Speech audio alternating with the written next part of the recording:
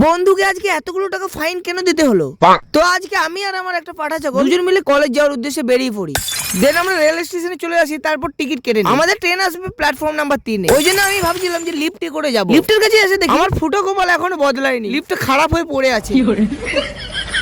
ওই জন্য আর কি আমি সিঁড়ি দিয়ে যাই। কি আর করবো, আমার কষ্ট তোমরা বুঝবে না।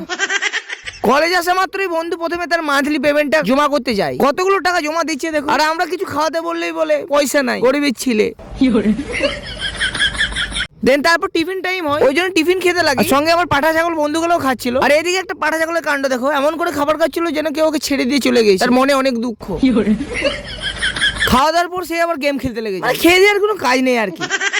আমরা ওইদিকে একটা ভিডিও শুট করতে লেগে যাই, যে ভিডিওটা অলরেডি তোমরা দেখে নিয়েছো হয়তো। না দেখে থাকলে প্রোফাইলে যেয়ে দেখে আসতে পারো। দেন কলেজ শেষে আমরা ঘরের উদ্দেশ্যে রওনা দিই। আর দেখতে পাচ্ছ পাঠা ছাগল দুটো আমাকে সেই ছেড়ে প্রতিদিনের পরে চলে যাচ্ছে একা একাই।